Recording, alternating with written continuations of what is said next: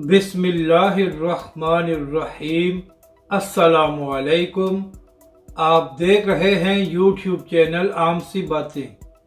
आज़म स्वाति की गिरफ्तारी पर रोने वाले उस वक्त कहाँ थे जब अल्लामा साद हुसैन रिजवी को गिरफ्तार किया गया था।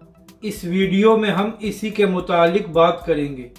नाजरीन कराम, 3 दिन पहले आज़म स्वाति साहब ने ISI के एक ऑफिसर को ट्विटर पर गालियां दी और फिर आज़म स्वाति साहब ने इसी किस्म की गुफ्तगू जनरल बाजवा के बारे में की। तो कल FIA ने आज़म स्वाति साहब को गिरफ्तार कर लिया। इसके बाद पूरी PTI और इमरान खान साहब ने इस बात की शदीद मजम्मत की और कहा कि एक 70 साल के बूढ़े को गिरफ्तार करके बड़ी ज्यादती की जा रही है। और इसी तरह इमरान रियाज और दीगर सहाफ़ियों ने भी काफ़ी शोर मचाया हुआ है कि आज़म स्वाति के साथ बड़ा जुल्म हो रहा है।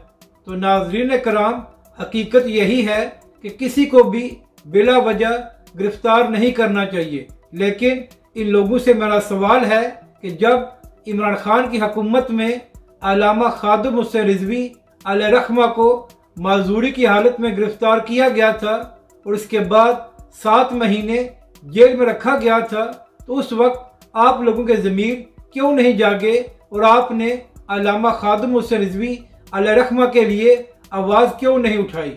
और इसके बाद इमरान खान की हुकूमत में ही तहरीक लब्बैक के मौजूदा सरबराह अल्लामा साद हुसैन रिजवी को गिरफ्तार किया गया और उनको भी 8 महीने जेल में रखा गया। तो इमरान रियाज और दीगर सहाफ़ी से मेरा सवाल है कि जिनको आज़म स्वाति गिरफ्तारी पर बड़ा दुख हो रहा है, तो जब तहरीक लब्बैक के सरबराह को बिला वजह गिरफ्तार किया गया था तो उस वक्त आप लोग क्यों खामोश रहे। इसका मतलब है कि आप लोगों को उसी वक्त इंसानी हकूक़ की याद आती है जब इमरान खान के लोगों को गिरफ्तार किया जाता है, मगर जिस वक्त तहरीक लब्बैक के कारकुनों और तहरीक लब्बैक के कायदीन को गिरफ्तार किया जा रहा था उस वक्त आपको कोई मसला नहीं था और ना ही आपको इंसानी हकूक़ की याद आ रही थी, क्योंकि ये सब कुछ इमरान खान के हुक्म पर हो रहा था और आप लोग इमरान खान या उसकी हुकूमत की मजम्मत नहीं कर सकते थे। और यही आप लोगों की सबसे बड़ी मुनाफकत है। अपनी राय का ज़रूर इजहार करें कि आपको ये वीडियो कैसी लगी और हमारे इस चैनल को भी सब्सक्राइब करें।